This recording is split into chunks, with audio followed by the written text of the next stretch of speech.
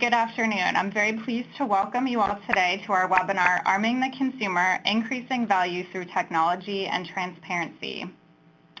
Efforts to rein in healthcare spending and increasing consumer demand for value are driving innovations and a cultural shift toward consumer engagement and decisions regarding their health benefits, treatment options, and overall health and well-being. We're joined today by an excellent panel of speakers to learn more about consumer-centered strategies to increase value in healthcare.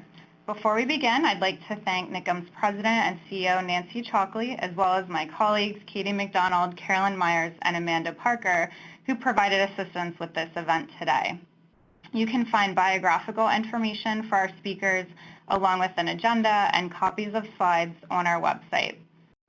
At this time, I'm pleased to introduce our first speakers, Terry Stone, who leads Oliver Wyman's practice group, and Howard Lapsley, a partner in the Health and Life Science Practice Group. They were instrumental in putting this webinar together today and will be sharing their perspective on the future healthcare marketplace and the role of the consumer. Thanks very much, Catherine. We're excited to be here, and we'll move through our slides fairly quickly because we're really just the warm-up act for the featured speakers here, presenters here today, who are really the true innovators, are some of the true innovators in the market today, and we're excited to be all together to be able to share that innovation with you. In terms of setting the stage, there are multiple signposts for change out there, and obviously with great change comes great risk, but also great opportunity. And over the near term, we see consumer dissatisfaction with the healthcare status quo continue to grow as consumers become more accessible and more accountable and more aware. They will increasingly be frustrated by the status quo. At the same time, they're not going to sit back and tolerate that status quo, and they're going to exercise their consumer strength and their consumer power like they do in other consumer industries today. And as a result of that, you're going to see really a bounty of solutions that are going to emerge and that are already emerging into the marketplace, as it says here on point 3, that's enabled by a wave of technology and retail-based innovation that's occurring across the marketplace today. And so from that, you'll see a real shift in the B2C market and shifting societal norms, going from help me when I'm sick or is there a pill for that, to changing the lens to more of everyday wellness and prevention. And of course, along with all this change, incumbents are really seeing and getting a wake-up call with this competitive race to own the consumer, with lots of non-traditional players coming in from all different parts of the value chain and from outside, like Walmart, making big bets and driving shifts in the existing business. So think about a couple of different scenarios just to play it through in the future. What if Walmart finally enters and captures a real significant share and portion of primary care? What if Geico or Progressive started selling health insurance? What if Amazon creates a consumer health portal that offers insurance plus consumer tech offerings? All these are possible, and of course, multiple others, and these are real scenarios to think about and to consider. So as we go through here, think about those scenarios and think about you as a player in the marketplace today and what keeps you up at night. We believe that the Healthcare 2.0 marketplace, what we call the Healthcare 2.0 marketplace, will be driven by two macro innovations here. One is patient-centered population health, characterized by a new generation of players that refine care delivery and patient experience around total value, which will lead to the creation of new population segment-based care models and entire ecosystems. And we're already seeing this emerge and in practice, especially at the top end of the pyramid, so to speak. And redistributions, you're going to see lots of redistribution of revenues and profits amongst incumbents and new players in this new healthy community ecosystem. And then the second major innovation, macro innovation, is around consumer-powered health. And that's what the focus more or less will be on today. And that's again characterized by consumers who really are taking it empowered and accountable for themselves, and as they shop for themselves, their expectations rise. They seek out new and different health and wellness products and services, in that new lens that help them think about, that are intuitive, transparent, convenient, technology-enabled, and it leads to changes in all aspects of the consumer experience in terms of how they think about, access, engage in, and experience healthcare, or better said, the new wellness market 2.0. So if we think about what are some of the possibilities here in terms of moving the needle, and these are some big numbers here across the next decade. But we think these numbers are possible, and we think over the next 10 years, and we think the value is going to go to those who are patient-centered and consumer-oriented. Just by 2017, for example, if you think about the value aspect of it, we believe over 100 million consumers are going to be choosing value-based health solutions by 2017, and that's really just the tipping point of where the market can go up until 2025. And then we talked about, I mentioned briefly the pyramid, and you see the top of the pyramid, the classic 5% of the patients equals 45-50% of the cost, the polychronics, the frail elders, oncology. And this top of the pyramid has seen a lot of attention and a lot of focus with some success. That's where the big dollars are. That's where the biggest gaps are to close. But it's the middle of the pyramid and towards the bottom of the pyramid where that's the next wave of innovation that is and will be occurring. And that's where these ecosystems and this new market is really going to impact. And that's where being consumer-centric is really going to be essential in understanding and engaging and touching the consumer and getting them to engage in the system. And that's where you'll see our innovators today, plus the other innovators out in the marketplace, are really focusing their attentions next.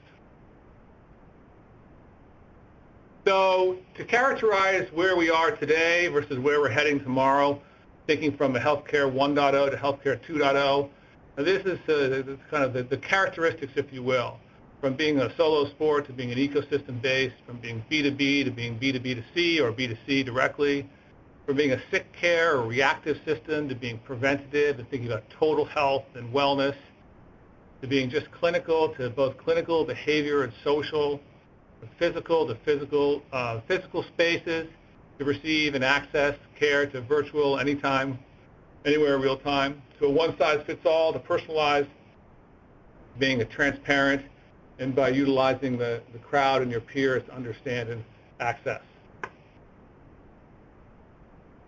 So companies going forward are going to have to do much more than just focus on the clinical dimension of a person and understanding where those benefits and funding sources go to be reimbursed and paid for. Instead, they have to focus on addressing the whole range of potential individuals for a consumer, the holistic view of a consumer, and think about how each one of those issues is interrelated and how they work together and how it can have an impact on others and an impact on your business and driving that change, getting to better outcomes at lower costs. So it's everything to thinking about mental health, to thinking about their own ambitions, their culture, how they think about money and where that goes to the family status, you name it. The other expectation of consumers is around this notion of an increasing consumer engagement is personal, anywhere, anytime, 24/7 convenience. And we'll see those that are successful in the future are going to go from just these physical sick care locations to being anywhere, anytime, where it's always available, where it's convenient, completely personalized, crowdsourced, community-based, smartphone-enabled, simple and intuitive, and situation adaptive. And this is not pie-in-the-sky prognosticating. This is really happening today for different segments in different pockets. And when it achieves significant scale and that ecosystem bounds are tightened, you're going to see true acceleration of the trend. So who's going to emerge? Who's going to win? Who are the players out there in the marketplace that are going to succeed? It's going to be completely redrawn as a consumer-centric space. There's going to be new market structures out there, new ecosystems, and a real new generation of business designs, a new generation of players from the outside who are going to own and dominate that consumer space and consumer access, and where there's $1 trillion in value that's up for value, that's going to rotate around in the system. So as you think about succeeding in the future marketplace, it's really important to think about, do you have the consumer in focus? And really think about the consumer in focus. And how do you own or drive that consumer relationship and experience? And how do you build credibility with that consumer? So in today's world, you think about a specific condition and the value chain piece that you play in and the reimbursement structure. In tomorrow's world, it takes a village. It's going to be much more holistic in terms of thinking about the whole consumer, and it's going to be a much more collaborative consumer value chain, network, ecosystem to be able to solve for, because no one can do it on their own. And then the second key question is, are we moving fast enough? Are we moving where the puck is going? And so is the cost of inaction on the rise? Yes, it is. Is there an inflection point where we can't catch up to the leaders of the pack? Yes, there is. And then how do we react if one of these places enters in markets? And what is the partnerships that we are going to require? And where is it that our role is going to be on the value chain? And how do we differentiate and how do we add value to these partnerships, all with the goal of winning and owning the consumer and the value in the future marketplace? And so with that as introduction, I'll hand it off to our first featured guest. Great. Thanks, Howard. You did touch on our guests today, iTriage, Zapongo, and Premera Blue Cross. And first today we're going to hear from Dr. Pete Hudson, who co-founded iTriage and currently leads Aetna's consumer digital strategy. Today he'll be sharing how iTriage is empowering consumers to make appropriate and cost-effective decisions about their health care. And we're bringing up your slides right now. Great. Well, thank you, everybody, for participating in this. It's great to meet you all virtually. I am going to share a little bit about the history of iTriage, how we think about the world from a consumer focus, and where we're headed, and some of the experience that we've had and lessons learned, because I'm sure a lot of you are thinking about how do we position our technology and companies in the future to be more consumer focused and meeting people where they would like to be in the future. So our company was really founded after spending years working in the emergency department, experiencing some of the problems that people face every day. In fact, in the emergency department, about 140 million times a year in the U.S. alone. And Wayne and I, after Wayne Garrett's another ER doc, after about 50,000 patients over 20 years, started to see a lot of patterns in the kind of patient or in the kind of problems that patients and consumers experience when entering the healthcare system for an acute problem or an acute exacerbation of a chronic problem, or sometimes chronic or very minor problems as well. How did they think about their issues before they arrived? What was their experience like in the emergency department? What were the issues related to their follow-up and understanding of their condition? And what we saw was lots of area for innovation and for entrepreneurial initiatives. Our approach was really to think about the patient from a different perspective. We thought that if there was an initiative that really bet on human nature, so an individual's interest in understanding the condition and treatment and potential complications and issues, that they would be motivated to do so because, obviously they're the one with the condition. But there were so many places to look, and a lot of the information on the web just, wasn't very effective. And all of our training was really focused on a paternalistic way of delivering care. And so our thought and our thesis in the beginning was, let's give the information we have, both in medical content, how that medical content is related and how it impacts decisions on access to care, and let's try to put that into a framework that people can use. Now, as you can see, we had very humble beginnings. There's a lot better technology products now to design products for mobile, but in 2008, there wasn't a lot out there. So we ended up tracing phones and building screens and starting out from scratch with a model that we called the symptom to provider pathway, which allowed people to enter at any point that they needed, from what could be causing my problem, to where should I go, to am I covered, and eventually what will it cost me. We also started the company at kind of a bad time in the stock market, but the caveat there is that when people are losing money in the public markets, they are more inclined to look at private investments. So we had a couple things going for us from our experience, but we certainly were building what we saw as a very new product that relied on completely new content, and we were trying to build it at a very difficult time in our economic history. The one thing going for us was a bet on mobile. And so when the App Store came out in the summer of 2008, we thought this was potentially the best way to distribute software that we had ever seen.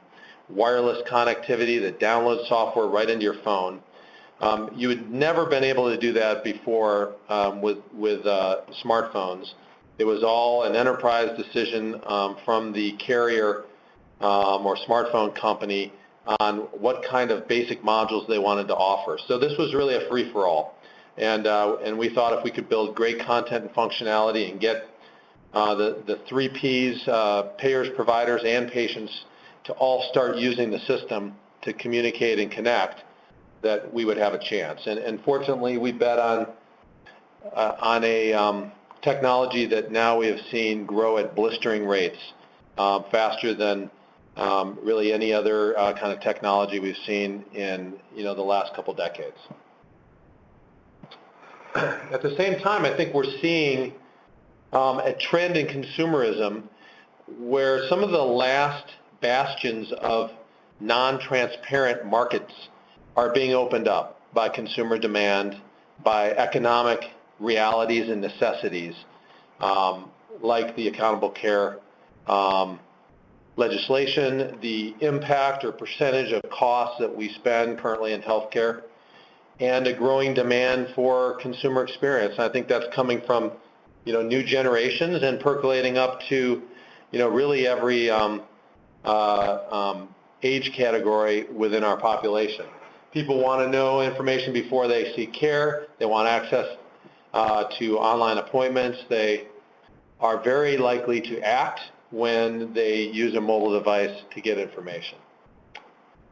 So you might say, looking retrospectively, as we say in medicine, the retrospectoscope, why is this disruptive? This seems simple.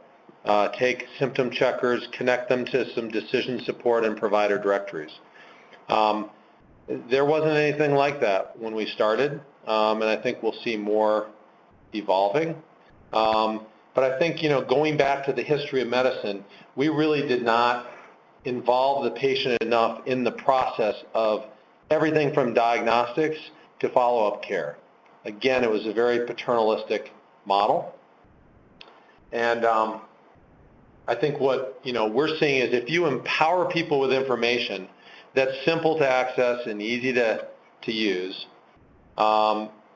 it has a chance of impacting behavior, and we have some really great statistics on this from millions of uses of our product, and those will lead to better outcomes. People don't need to seek really expensive care to be treated for common, simple problems.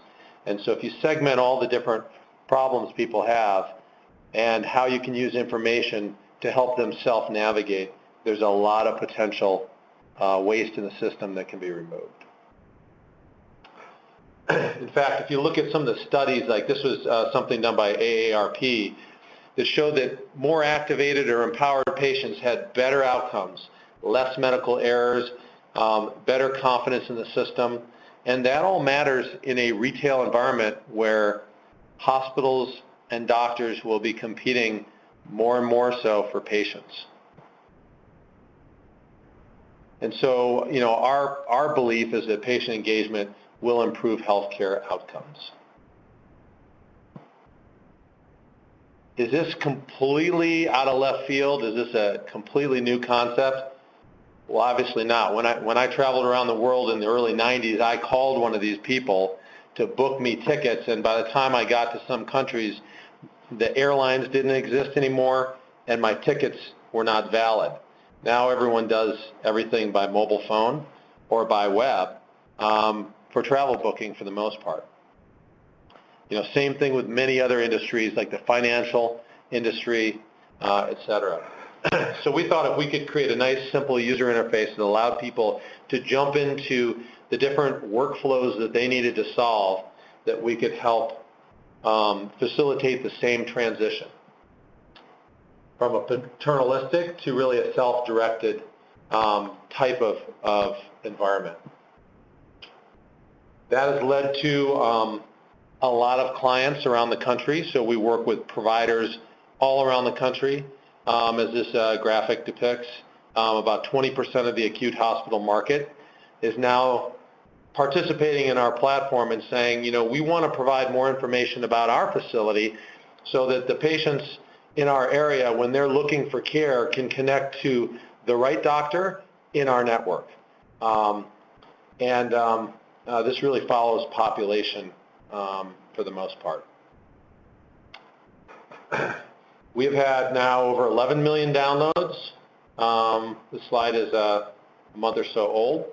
And I'm sorry, there's a issue here with PCs versus Macs on the PowerPoint, so you may see a few typos. Over 80 million uses of our product a year by people trying to navigate information, connect to doctors, find the right facilities or doctors, and book appointments or take action.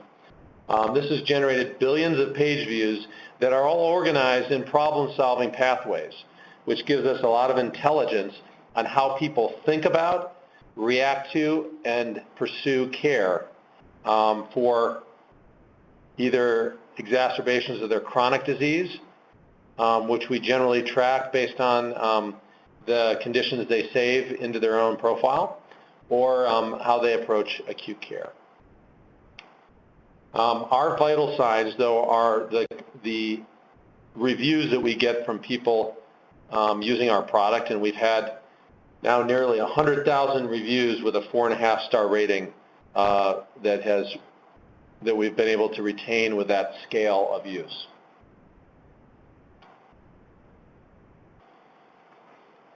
So I imagine lots of you are either interested in connecting some of your data or your insurance network or your provider organization with a product like iTriage that has the right kind of methodology, the right kind of workflows, and the right scale of users so that you can actually impact either the medical spend or the patient volume or the coordination of care that you're interested in delivering to the marketplace. And so, there's a couple lessons that we've learned that I thought I would share as well. I think some of you have probably seen this graph before, thinking about moving from fee-for-service to a value model and starting to take risk on a per-provider level, either within a health system or a medical group, et cetera. This revenue transition period is going to be a lot harder than we anticipate. I anticipate there will be many hospitals that will either need to be bailed out or will need to be very, very rapidly moving and adopting of value-based models of reimbursement once this transition occurs. That is all predicated on this transition moving, as quickly as I think some people have modeled.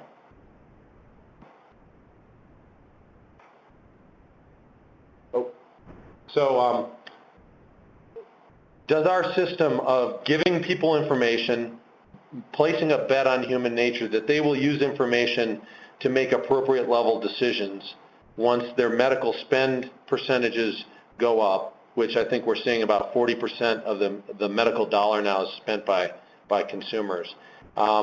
Will a system like that have an impact? Well, what we're seeing is that for providers participating in our network, so if you're a hospital system in a city in the United States and you want people around you to find your doctors, your ER, your urgent cares, your outpatient facilities, you can add information to our product for an annual fee to make that easier for patients to find that information right within the workflow of their looking for care. In addition, we can connect to your HIT system and allow you to show appointment availability, ER wait times, and also notify the ER or urgent care that you're on your way. Those increase engagement enormously within certain market service areas. And so what we're seeing is that that information alone will steer people 19 times more frequently than if you're just a basic listing in our application, and we try to have every facility and doctor that we can find and verify in our system. So adding information increases some steerage. Adding information plus functionality is the holy grail and drives a lot more engagement with your facility. Now what we're seeing is that patients make better decisions also for acute care when they see an urgent care as an option for the condition they're worried about. In fact, we have a 40% lower ER selection rate for lower acuity problems that we list in urgent care as being appropriate. So if you bring that to scale within a population, it's quite significant savings when you look at an average ER cost of $2,500 versus $150 or $250 for an urgent care based on the severity. People are also searching symptoms, reviewing conditions, learning more about medications, so increasing their overall health literacy. When we work with health centers, we drive new patients, 35% new patients. Within a short period of time, we generate real volume that's meaningful, and generally more commercially insured patients than a typical walk-in ER patient. That results then in repeat visits as well to the facility. So, this information and this connectivity is really important to consumers. As we're advancing our roadmap, there are many different things we will be building as additional functionality within the platform as well. And we try also, and I think it's a really good lesson, we try to do this within the consumer digital group at Aetna.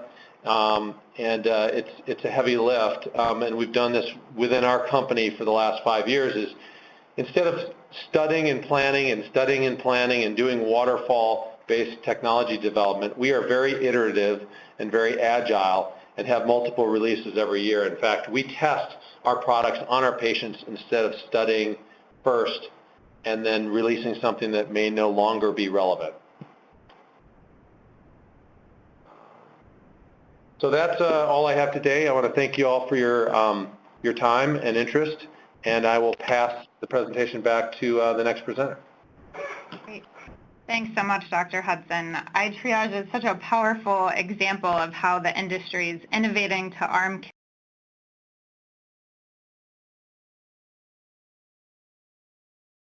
consumers with critical information, and thanks for sharing that with us today. Our next example is another powerful tool to arm consumers with information and incentives to improve their health and wellness through healthy eating.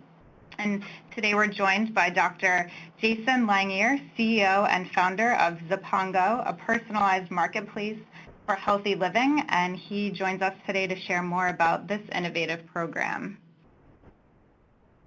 Jason? Well, it's nice to meet all of you. My name is Jason Langier. I'm the CEO and founder of Zapongo. And as I pull the screen back up, I'm actually trying to walk the talk today. I'm actually doing this presentation from my treadmill desk. So if you hear a loud thud, you know what happened. And you can see the presentation here. I'm going to start with just the presentation on this side. We get going, and then I'll try to share my screen in a moment.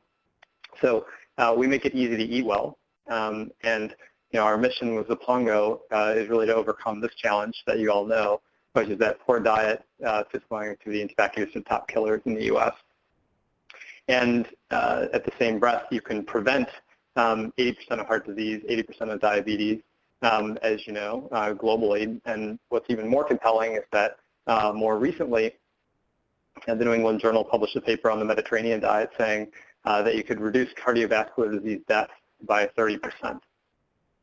So in light of that, the question is, how do you overcome environments like this? Barry Schwartz actually has one of the top 10 TED Talks of all time on the paradox of choice. And the challenge that consumers face when they go into a grocery store center aisle, for example, is that they tend to default back to the products that they already know. And as much as they're motivated for a short burst of time, and they might want to track their food, or they might want to use a barcode scanner to learn more about the nutrients, the fact remains that if you're unhealthy, then every time that you look at a nutrition label, there's even been fMRI studies that have shown that it makes you feel worse about yourself. And so it's hard to ask people to proactively address their health concerns by having to actively think about health all the time. Instead, you have to take people in their height of motivation and really use that energy and that motivation to shift people to different environments that they create for themselves that essentially protect themselves from the more stressed versions and worse versions of themselves later on. So as I move forward, the challenge with employee wellness and solutions that have been brought to large self-insured employers for many years now is that they put forward solutions that say things like daily use of your food log and meal planner is recommended. And yet they know in their data that most people stop using these after 1 day of use. And then a handful of the population will continue to use it, but that's not enough to actually make a change. And most organizations also put forward coaching. And for a few people, coaching makes a difference. But the variability of quality of coaching is high. It's not a great experience for the coach either. And it doesn't really fulfill the need. Because you can imagine, you get the call and they say, I'm here to help. And says, okay, great, eat more broccoli. As if you didn't already know that. The real challenge is, can you actually move behavior? And the good news is there's actually quite a few companies now that have started to get into couponing for healthy food, which can help move the needle for a subset of the population that's actually discount motivated. The challenge, of course, is that many of the companies that have come out to do this, they focus only on center store foods, like snack foods that are driven by CPG companies. And the data would show, from my background at Harvard School of Public Health and nutritional epidemiology, you can't actually change outcomes by shifting on snack foods. You can by shifting on things like produce and fresh meats and eggs. And the snack food shift can help, but it's not enough to make a difference on its own. So the danger is checking the box on what we now know is the single most important thing you can change in lifestyle, your diet, checking the box with a program like this that doesn't actually have true outcomes. So how do we address the fact that that's broken? Well, the good news is that the American Heart Association showed healthy food subsidies are proven to work. They have a Class 1A recommendation that is not unlike the Class 1A recommendation given to tobacco taxes. Those are the only two that have that recommendation. Further, what my experience in getting inspired to start this company was at Boston Medical Center was that if you took extra time with kids and you started by asking them, what kind of food do you like, and what kind of food totally grosses you out? And then you ask the same question to the parents, and you also ask about budget, and you also ask about what grocery stores they actually shop at and what grocery stores are nearby them. Then you can actually have a fundamental impact. We dropped insulin resistance dramatically in that clinic, and we dropped BMI for the kids. And then finally, there was an article about a week and a half ago in the Wall Street Journal. The USDA reported that Americans are eating healthier. And that's a trend. It's not something that's just a fad. So you're going to see, just as Howard kind of referenced, continued themes for the consumer. And one of them is that they are actively paying more money across all income levels for healthy and for convenience. So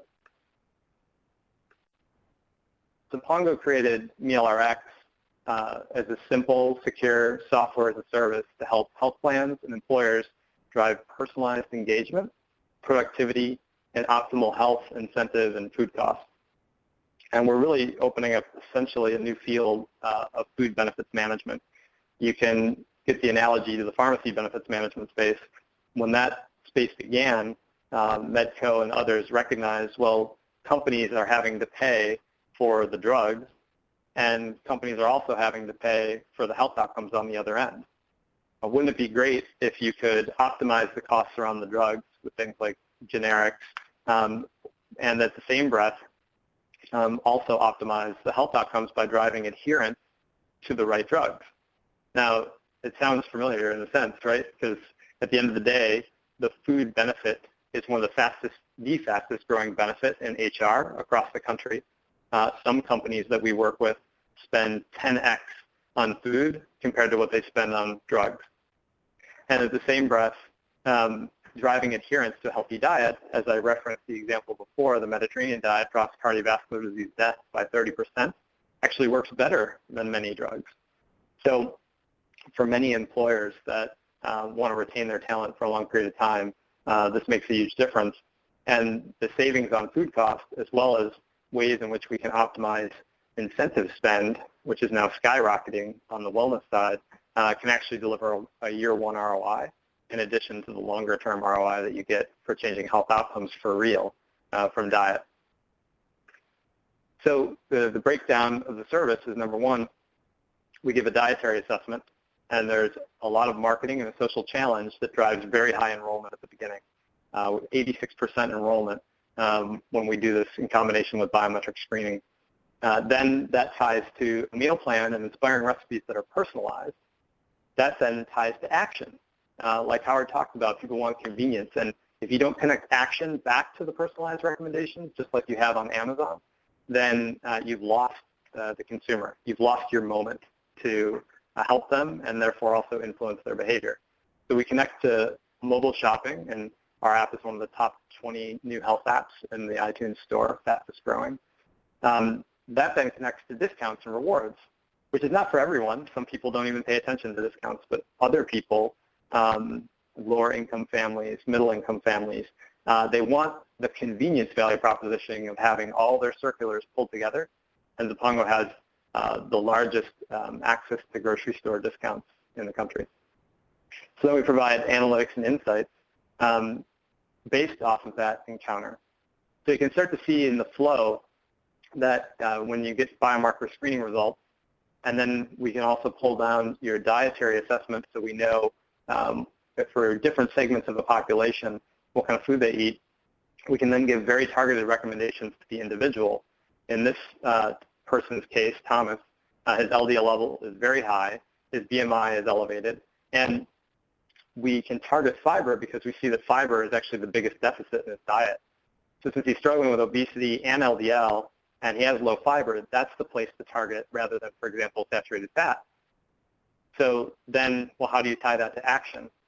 Well, we can take that immediately into good choice meals that Thomas or his spouse can actually browse that tie directly to his interests. Now, Thomas is also vegetarian, and Thomas is also gluten-free, so that comes up immediately in the system.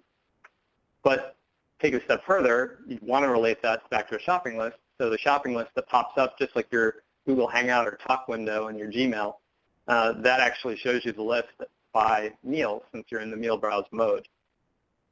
But you can see how you can add things from the meal browse. And let's say that his spouse is actually the one that plans at home. So some of these meals have been added, and you can drag and drop them in certain days. But neither Thomas nor his wife actually have much time right now because they're both working jobs. So they really want to be given some recommendations for the whole week in the form of a meal plan. So we have this magic button that can be set and actually immediately generate meal plans for whatever days of the week that they're interested in. So it truly is a prescription for prevention, the very same that all of us have wondered, why don't we get that when we go to the doctor's office? And ostensibly, it does it better than your average dietitian. Now, your awesome dietitian, will always be an amazing asset for motivation and other things. But just like in the oncology field, where I sold my last company, Preventus, to McKesson in U.S. Oncology, our job was to help standardize care using the NCCN guidelines and predictive models that help to personalize the right chemotherapy for the right people based on their biometrics. Same thing here. You should be standardizing care, and this is the opportunity to deliver the right diet to the right people. Take it a step further, I mentioned that mobile is a huge area of growth for us, and a huge use case is finding a recipe, being inspired by that recipe, finding that at the store, and it geolocates and automatically pops up when you go to a Safeway or other grocery store. Also, the discounts, in addition to the recipes, pop up, and therefore you don't have to flip through the browser, or sorry, through the flyer, to then wonder which items are healthy or not healthy. It just shifts your default behavioral economics because it changes the portal through which you buy, making it very simple by reducing both your decision fatigue and it reduces the time you have to spend hunting for those discounts if you're discount sensitive. So you go from this kind of an environment to now a meal plan that's really simple and helps, again, reduce your decision fatigue, and then that can take you to something where you can just order online. And so one of the things that we've now expanded into is the delivery of groceries right off of your meal plan, and then the also take-home meal option from the employer space, where right from your meal plan you can take items home. And the kind of analytics that we deliver to the payer are extensive because we can break down by segment of population, by office, by segment of membership, how their diet is looking. But then we can correlate that to the biometrics. In one of our employers, we showed that high-carb snacks that were close to people's desks were actually driving obesity. So the differentiation with data is what helps to drive personalization, and part of that differentiation is knowing what people do in their habits and their lifestyle. So putting a meal planner in front of a man who doesn't cook, to be very stereotypical, this is an actual office though, versus putting home delivery grocery in front of somebody who works a full-time job and still has to put meals on the table is a smart way to do your user experience. Unfortunately, most programs don't personalize the user experience in that way based on data. So then we have these add-ons, and a lot of companies already have investments in biometrics, incentives, in corporate cafes, and so we integrate with those different components, and then we can further personalize based on those additional data inputs. And we're integrated with many different health plans, many different lab providers, many different incentive systems around the country. And then, as I mentioned, also delivery vendors. And there is a quantified self component of this as well. Instead of having to actively track, because we get the shopping history from over 25,000 stores, and we can see everything that you plan around your meals, then we can actually start to say something and predict what you're likely eating based on what you're buying or planning. And this is actually one of our designers who has LDL go from 80 to 130.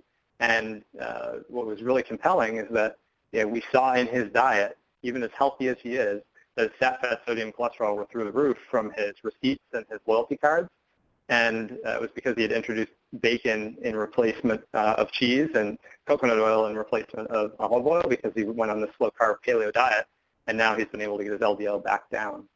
So why is Zapongo? The data and the analytics alone are part of what people are looking for, combining that behavior data and food data with claims and biometrics and other sources. But we have the highest enrollment and combined with engagement in the industry, over 65% monthly active, which is much higher than other wellness programs because food is a daily activity for every single person in your population, and you can't say that about any other health behaviors. The other thing is we actually change eating behavior. 88% of people eat healthier because the system is so comprehensive and personalizes to where people are. If you care about discounts, discounts. If you don't care about discounts, then meal planning, meal browsing.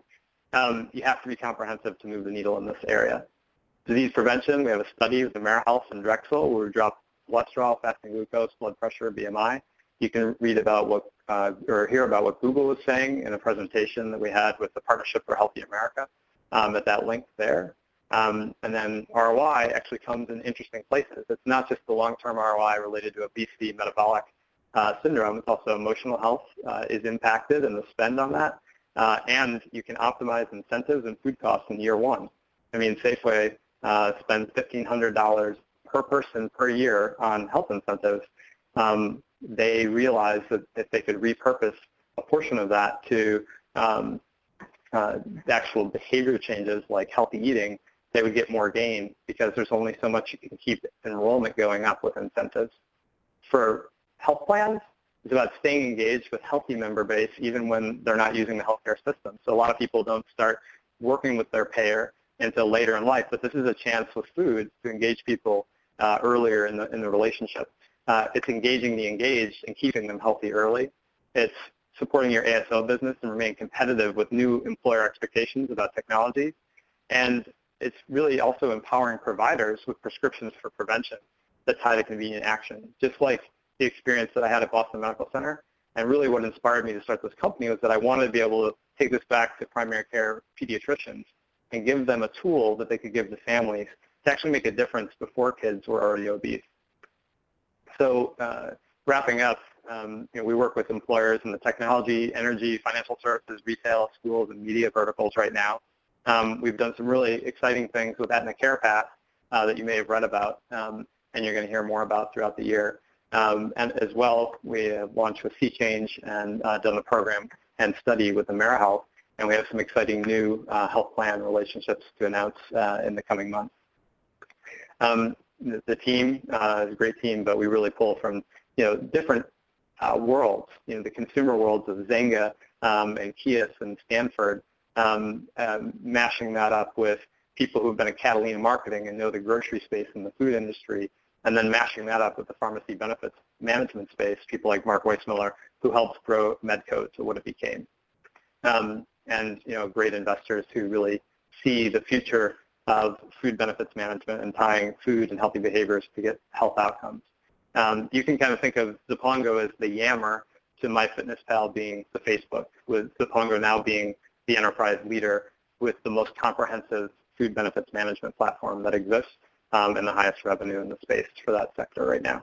I think in closing, the things that make a difference here are that one, it's deeply personalized.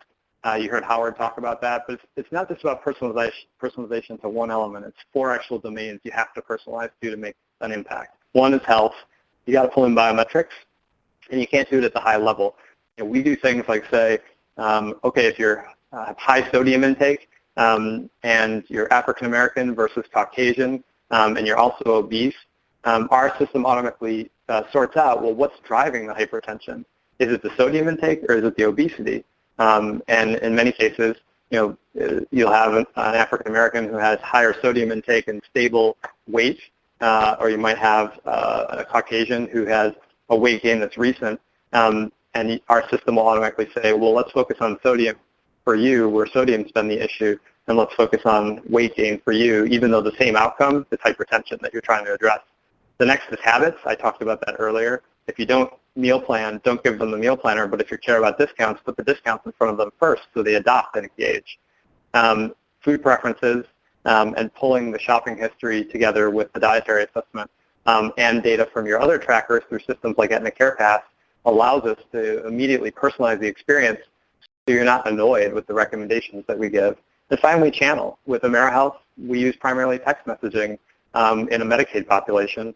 But at Google, we use primarily email as well as browsers and smartphones. I think the second half, and in closing, is healthy food action. If you don't connect those personalized recommendations back to an ability to take immediate action or a chance to take a motivated individual and reset the portal through which they buy or reset their default behavioral economics, then you won't have lasting change. The data has been very clear on that for 30 years now. So in summary, if you give a man a fish and you feed him for a day, you teach a man to fish and you feed him for about a week, because tracking and tools like that, they just don't last for long-term change. But if you teach a man to set a net where the fish swim, you'll actually feed him for a lifetime. And I think we're really just trying to use moments of motivation to help people reset their environment, the buying portals and the fulfillment channels, to these healthy behavioral defaults before you get stressed again and then you fall back to your old, less healthy ways. So if you're interested and would like to learn more, you can contact me at j@zapongo.com. And thanks for this great webinar. Thanks so much, Jason. You've really taken on some of the barriers to healthy eating, and we really appreciate you sharing this innovative tool with us today in terms of how you're also meeting consumer demand for, easy to access information at the point that they're choosing their meals and doing their shopping. Our final speaker today, also among the leaders mentioned at the beginning of the call, is Jaja Okagiwi, Senior Vice President of Strategic Development from Premera Blue Cross, and they'll be sharing how Premera is truly redesigning the consumer experience for their members. Well, thanks for that introduction, and first of all, thanks for having me on your webinar today. I think that might be a little bit more aspirational than what we'll do in the next few minutes. What I will be able to talk about is the consumer-driven health plan and how we are at least attempting to be much more consumer-driven. I've had the privilege of working at Premera for the last 10 years and more recently on planning sort of where we're going in the future, as well as running our innovation program. And it's in collaboration with our individual market, sort of in response to the ACA, that most of the ideas that we're going to share with you come from. But first, a little context setting. Premera is a lonely little health plan out in the Pacific Northwest, where we are home to tech, outdoors, and consumer brands. We're headquartered just outside of Seattle, Washington, but we also run the Blue Cross Blue Shield plan of Alaska. And we have LifeWise of Washington, which is our individual brand in Washington, and LifeWise Health Plan of Oregon, which is an employer-based and an individual plan in Oregon. So we're kind of covering the map there. As I mentioned, it's home to tech stocks and outdoors and consumer brands, and here's just a list of some of the companies that we call customers today. This group has grown over the last 10 years, and I can remember starting here, and we only had one on the page. And part of the privilege of working with organizations like this is that they push us and they prod us to be a lot more innovative and out there. I heard some of the demands of Google and other organizations like that. They have employees that are constantly looking for different things from their employer-employee relationship, and they also have different demands on what makes them attractive, and so consequently, that's helped us think differently about our markets in response to some of the upcoming trends. So kind of behind the scenes, and I think some of what you've already heard this morning, afternoon, depending on where you're situated, it is in response to some really big forces in the marketplace. And there's a lot of press around what's happening in healthcare. I'd like to just focus in on three key things. One is the potential for explosive growth in the individual market. Individuals purchase a lot of different things. They purchase through Amazon, et cetera. But healthcare is not something that, at least for coverage, that they've really been in the business of doing for many years. And with the ACA, we expect our market size in the individual membership to double between 2013 and 2014. That's an incredible amount of people. Many of them coming in who have had maybe limited access to care, maybe they've been on Medicaid, maybe they were uninsured for a period of time, but maybe less experience with the system.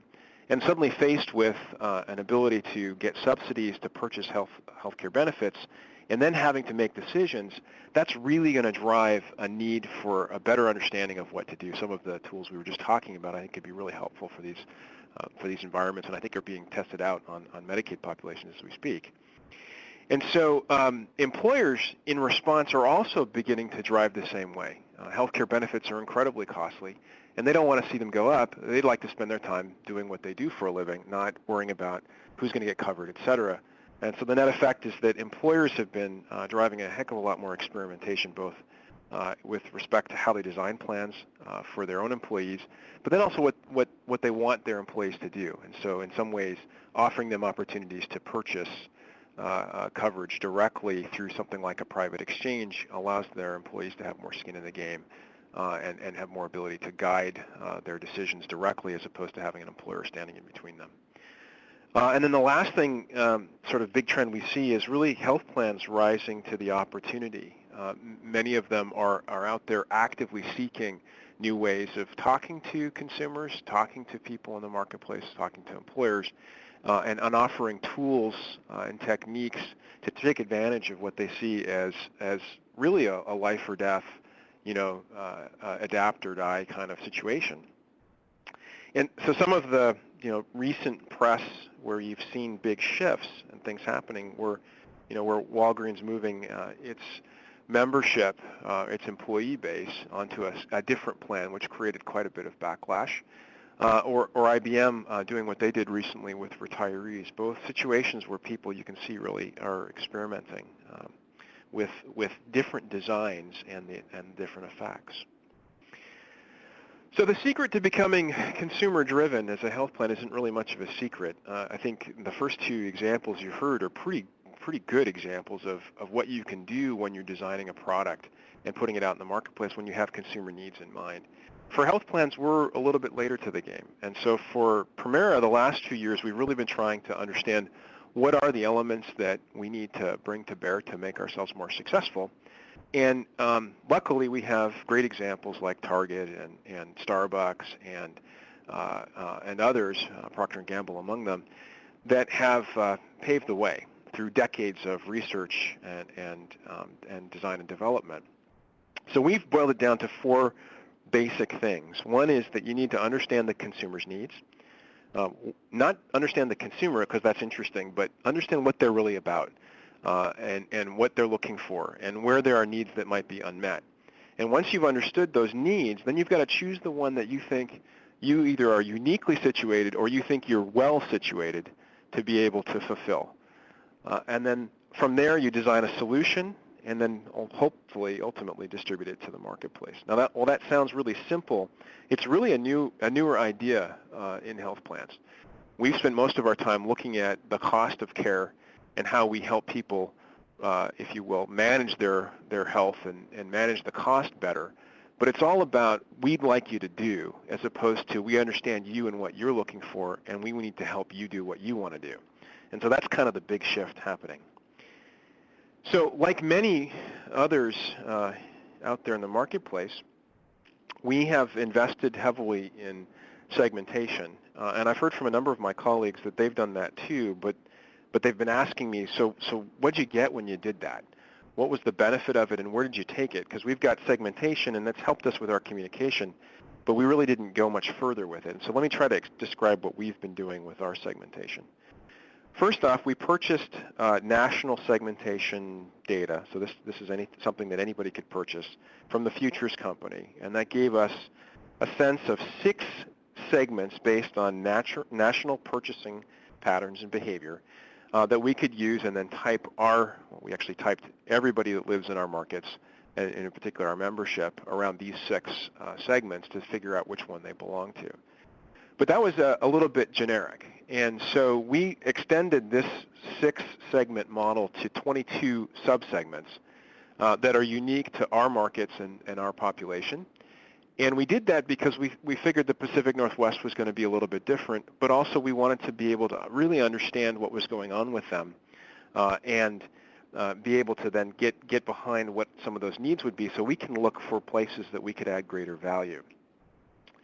We then went even further into what we call the Premera Consumer Experience Roadmap, where we tried to map their use of our existing service and product over the course of a consumer's life cycle with us and what their experiences were. And we developed these then 4 or 5 steps along the way that we could really drill into.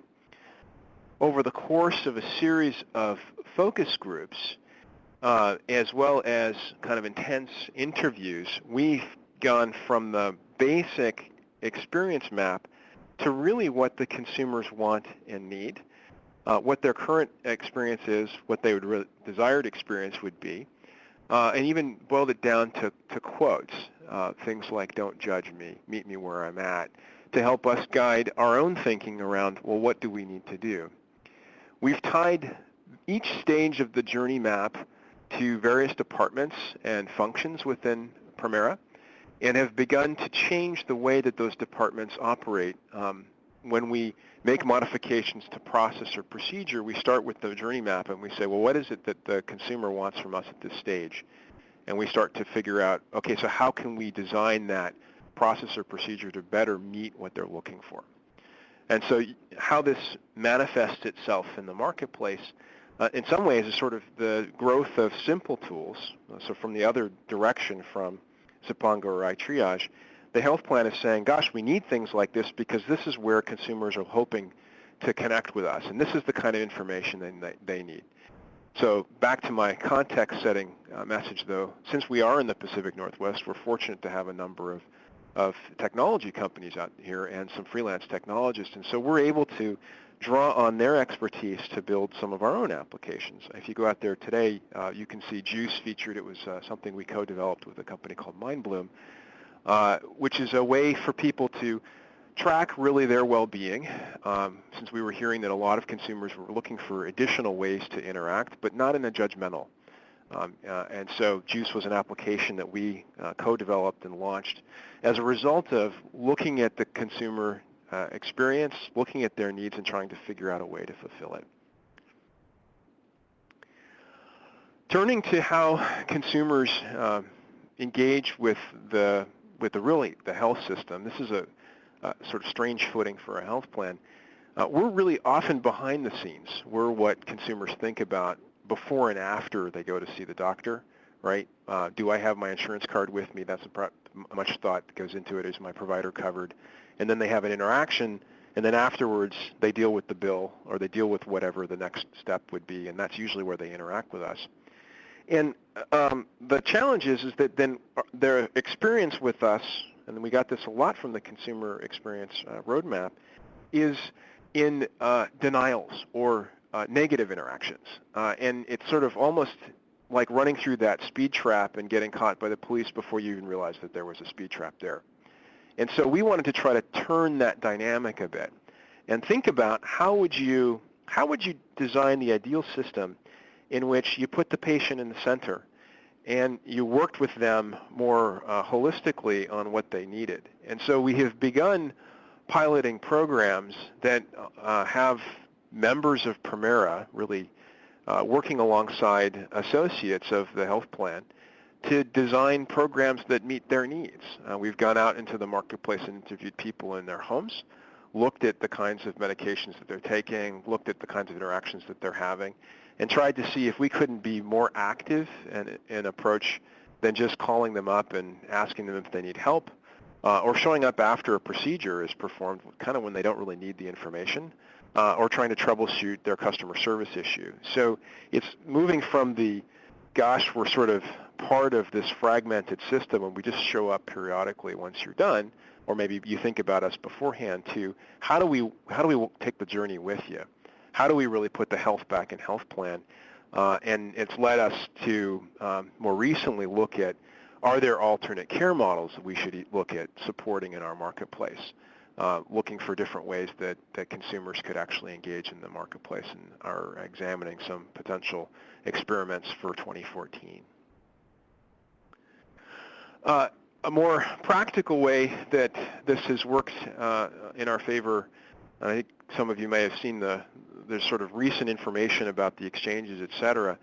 We used this whole technique of the consumer-oriented design, the looking for needs and trying to meet them, to come up with our branding and marketing strategy ahead of the exchange, and designed a whole communication package for our LifeWise Health Plan of Washington that was trying to find the folks that wanted more from a health plan than just pay my bills, that were looking more for a health partner. And that's led us to experimenting with things called Fit Mobs, where we actually got a bunch of LifeWise Health Plan members together to experience different types of healthy activity, from trail running to boot camps to yoga, lots of different stuff like that.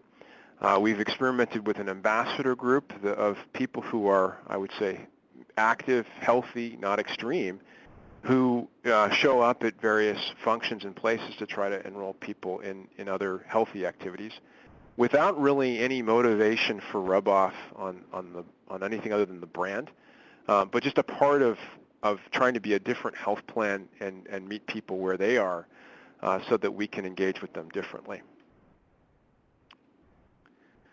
So my preface was that it's pretty big thing to say that Premera is already a consumer-driven health plan. I think we are making great strides and we're getting there. The nice thing to see is that we're starting with needs and trying to figure out ways in which we can actually meet people's needs. What we haven't done yet, and what you can see a lot of the really great programs out there do, what great products out there do, which is to start with maybe even more of a blank slate. When you think about health and you think about consumers, what are they really after? Our starting point still is the health plan. We have an existing product and we have existing services that we'd like to sell. And so in some ways that anchors us to the older world. I think what you're going to see from health plans in the near future is more of that, gosh, what would we really do if we were unconstrained? And even if we had to go over on the side and create something completely different, what would that really look like? And I think you'll hear more and more of that from other health plans. I know we will be engaging in various experiments like that along the way. And with that, I will turn it back to your moderator. Great. Thanks so much for sharing some of the ways you're engaging consumers in a more proactive way. We've heard many strategies and tools today, and we're excited to engage with our audience of healthcare decision makers today. And I'm going to ask the operator to come on, and if you're joining us by phone, you can ask a question directly. If you're listening in, you can type your question into the Q&A box. Michelle? Thank you. If you would like to ask a question, please signal by pressing the star key followed by the digit 1 on your telephone keypad. If you are using a speakerphone, please make sure your mute function is turned off to allow your signal to reach our equipment. If you have signaled for a question prior to hearing these instructions on today's call, please repeat the process now by pressing star 1 again to ensure our equipment has captured your signal. We'll pause for just a moment to allow everyone the opportunity to signal for questions. Thanks, Michelle. I'll start with a question that was submitted online, and then you can let me know if there's any in the queue. We have a question, can any of the speakers or all of the speakers address how they're engaging primary care, or if not, why? For instance, I would argue that all patients should first contact their primary care team before going to the ED rather than exploring wait times. Maybe we'll start with that. There's a second part to the question, but we'll start with that and kind of what you're learning in terms of where consumers are actually, seeking out healthcare. Have you found that they're, just going direct to the ER, and that's why tools like iTriage are more helpful? Yeah, I think people overutilize the ER all the time. There's low awareness still of emergency medicine or urgent care medicine or retail clinics and what they treat. Whether they have x-rays, whether they do lacerations, if they can, give prescriptions, et cetera, et cetera. And so validating a connection between a condition you're worried about and a need for treatment and a facility of those types is very important and well received by consumers. And when we started, we were looking at just urgent care. So we did ER urgent care and retail clinics. And now we've, over the last, 3 years, 4 years, we have had more and more physician data now down to the tiered networks that are available, for ACOs or, Aetna plan sponsors, different segments of insurance products, et cetera, and by a member and by group ID, authenticate the networks that are available to those patients. And what we found is that physician search is, far surpassed any kind of urgent care search. So people are looking for primary care and, showing them primary care docs who can take care of acute or exacerbating conditions, connecting them to more information, to network identification for that specific consumer, and then on top of that, showing appointment availability is a very meaningful workflow for a consumer looking for care. Catherine, this is Terry Stone from Oliver Wyman.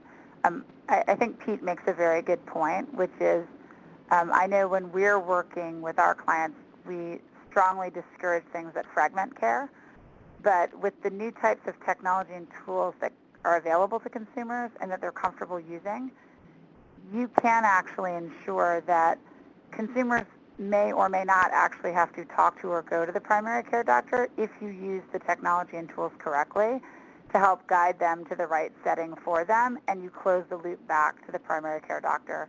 When we design ACOs, we always ensure that there's this connectivity and continuity, but we also recognize that certain situations and certain consumer segments are going to prefer a different way of engaging, and that automatically assuming it has to go to the primary care office first doesn't necessarily have to be the state of things, but you do have to avoid fragmenting. You have to make sure you close the loop. This is Jaja. Just to maybe add a couple of quick points. One is when we designed our individual products for the exchanges, one of the things that we actually put in was differential copay for people who assigned themselves to a primary care physician. And we did that, first of all, because we wanted people to establish a relationship or at least indicate where they'd like that relationship to exist, because that allows us to create different channels of communication, provide information. Hopefully those that haven't been engaged historically with the system at least may have a place to go and ask questions and maybe avoid that ER room visit down the road.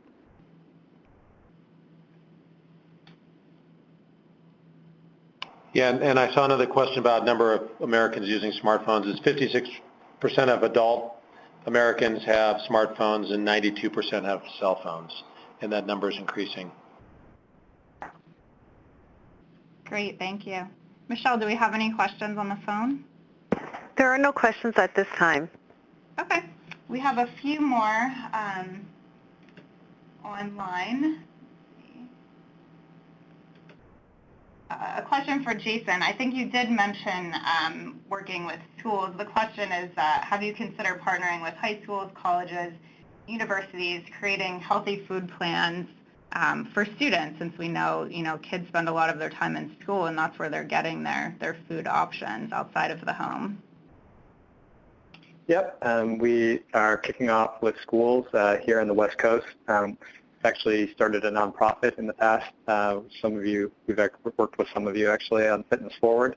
And so that's an important environment. And then as a result of working with the corporate cafes at many of our employer clients, those corporate cafe vendors have asked us to expand with them to colleges and universities because that's a big request. And we're also then rolling out to some universities' employees as a result as well. So the answer is yes. Great. Thanks, Jason. Another question that was submitted had to do with the pediatric primary care, and you're collecting the information, the biometrics for the employee. Is there any ability or plans for the future either to integrate with provider data or that a parent could input information for their kids so that they can ensure that the healthy eating is also tailored to the children as well as the parent? Yeah, that's a great question. It's for example, at the employers we work at, they don't have many wellness programs. They don't have any wellness programs really that do a good job of engaging the family. And so one of the highest value propositions of Zapongo for the employer is it's an opportunity to reach out to the whole family because everybody collaborates and kind of eating at the home. As it relates to the primary care space, or got inspired about this in the first place, what we're doing with a large health plan back in the Northeast later this year is rolling out a program to primary care physicians, pediatricians, where they can pull in the data from Quest and LabCorp and from the insurance company, and then they'll just authorize that they want a prescription for prevention for the entire family, and we will collect the food preferences through a child-friendly dietary assessment and then also an adult food frequency questionnaire when they come in for their primary care visit, and then deliver this prescription for diet. And you probably have read a lot about prescriptions for fruits and vegetables to the farmers market. So think of it like that, but just much more advanced, much more specific, and digital and trackable. Great, thank you. And maybe, Jaja, you could speak to Premera's experience, with your own employees and with the groups that you work with in terms of engagement and wellness programs. Do you have anything to share to add to that? Well, we've been, I guess it's a bad expression, eating our own dog food for the last few years, really trying stuff out on ourselves to see what works. And I think maybe 5 years ago had this vision of trying to reform the campus into a place where people could actively engage and be the environment for better activity. And so the net effect is that we've designed our benefits to support people who don't smoke and people who are at a proper BMI. We have regular screenings for that. And then we've increased the amount of, we have bicycles on campus, walking, et cetera, to try to support that work. So the net effect is that it's moved the campus from a fairly unhealthy state to the point where people have been motivated by the increased healthiness to actually be losing weight. So we've seen, I can't remember the number, it's some astronomical amount of pounds lost in the last 3 years across the entire company. And there's a large number of folks that are biking to work, so it's pretty incredible to see. Great, thank you.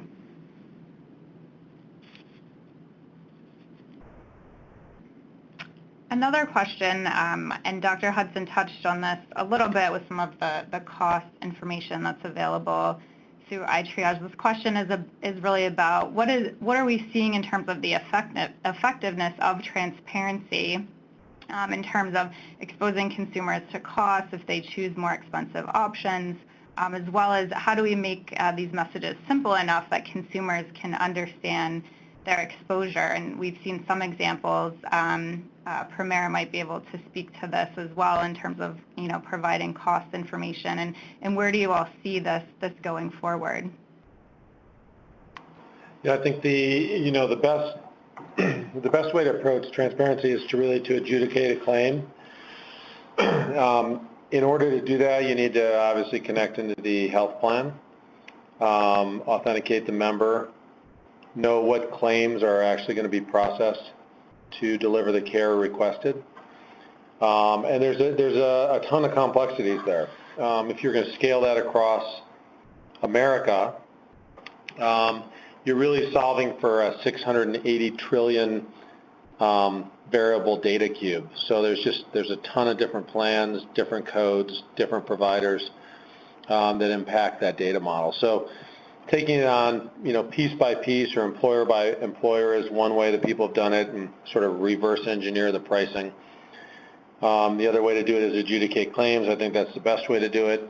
But then there's the whole issue of, what claims are you actually going to get when you go in and get care? And so looking at, very simple things like, a CAT scan without contrast or a chest x-ray, a level 3 office visit, a urinalysis, things like that I think are good ways to show relative cost differences across providers. And I think it's great. I mean, it's the holy grail to have all of that within a system that also provides all the information and access you need, and we're headed in that direction. But there's so much low-hanging fruit out there, so much low-hanging fruit just to find somebody who's in versus out of network for the right condition. What can primary care take care of? What can urgent care take care of? I mean, there's hundreds of billions of dollars of savings just through essentially relative provider decision making that can occur, prior to access.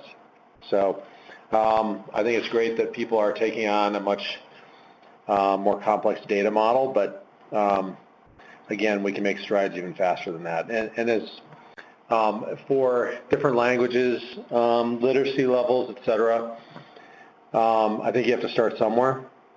And, getting as many people engaged as possible. And so we tend to look at where's the highest impact we can have from a literacy level to a language to a location, in terms of how we plan our content development. Great, thank you. Anything to add from our other speakers? this is Jaja with Premera. Maybe I could just add a couple of quick points. One is, I think transparency and cost is an incredibly complex concept, and it really totally depends on which segment of the market you're talking about. But just as an example, we've recently had an employer implement a plan where they went from essentially paying for everything where their employees never saw a bill to moving to more of a high deductible plan where they were on a health savings account and their employees actually had to pay the bills, although it was highly covered by the employer. And just that simple shift with nothing else and very little shopping going on changed dramatically the where and when people were getting what. So I think almost a 30% decrease in, call them, utilization overall. And most of that's due to just people suddenly being aware of what things cost and that there were different options. I don't know that it actually increased any shopping activity. Just being aware of the cost caused them to behave differently. So I think there's some small or very simple things that we could do to get people some early exposure. And then you've got to address issues like PocketDoc is an interesting startup that's trying to create almost a call and response market for I want this thing and I want to reach out to physicians directly and figure out which ones offer what to try to create some more consumer-directed transparency around what things cost and how to get them done. Great. Thank you. Terry or Howard, do you have anything to add based on what you're seeing in the marketplace? Catherine, it's Terry. On that particular point, an analogy I was going to make to actually a different industry where people have had a bit more experience on being more, say, consumer-friendly. USAA is widely known as a company that thinks very carefully about teachable moments and delighting the consumer. And I think there's a lot of opportunity for a lot of the things that we're talking about now to identify when is someone open to learning about something. So right after someone has actually gone to someone out of network or in another tier of network is a good teachable moment after you've wound up processing the claim. If you were to call back or follow up and actually note that if they read it and acknowledge that you would actually dismiss the charge or the difference, but that you're actually doing it to help them, but make them use it as a time to make them more aware of choices they can make in the future, you can wind up really building a lot of consumer loyalty, and you're meeting them at a time where they notice it and pay attention to it. I think that's probably the biggest change in a lot of the technologies we're talking about, because we've had information about physicians and costs, and it's been on websites for years. But the idea that you can reach people now using information at times where they're more open and amenable, and you're better able to influence them, I think is the real key of the next generation of these tools. Great, thanks, Terry. We had a few questions come in having to do with patient security and security of their data, and also kind of a more broad question about how do you really facilitate the consumer trust as an insurer and an employer when you're offering these tools to your members, but also, collecting their data in this way as well.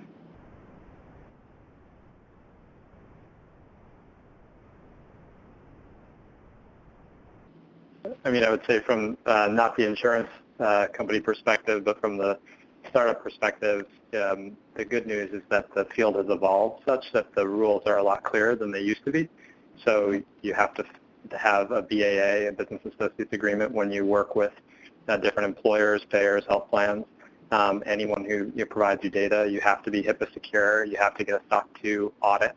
And then you go through security screens at any company that you work with. So that's been our experience at Zapongo. And I think you've probably seen, even with applications like Mint.com, one of the things they did well is just provide a lot of confidence to consumers that, hey, you can let us pull in your data from your bank account and your credit cards and all these different places, and we'll show you how we protect it, and we'll go from there.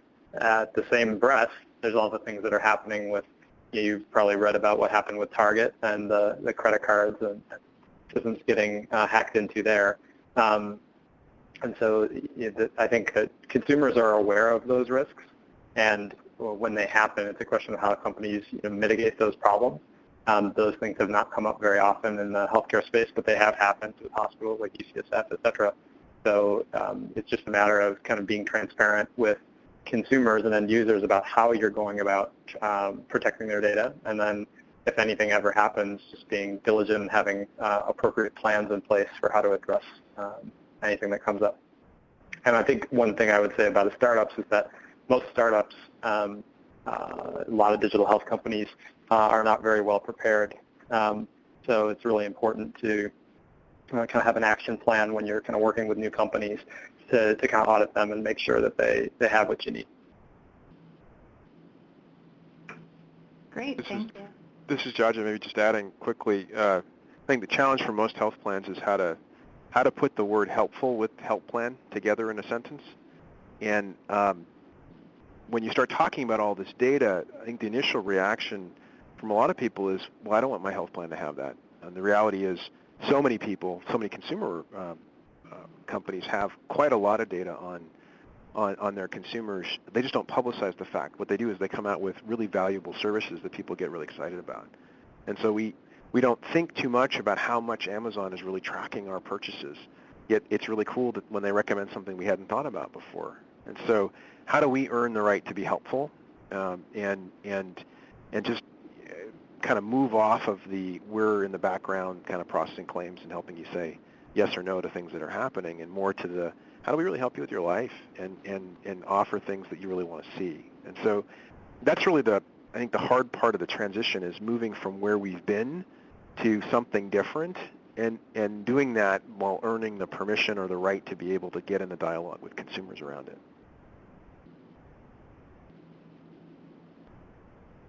Great, thank you. Well, we are past 2:30 at this point, so we are out of time for the Q&A, but I do thank our audience for submitting questions online and in advance of this event, and also thank our panel of speakers for taking time from your very busy schedules to be with us and share these innovative programs and strategies. As I think I mentioned earlier, we will have an archive of the event posted online, and you'll be able to download some slides from the presenters as well. And please email us to share feedback from this event or ideas for future webinars. So thank you all again for joining us.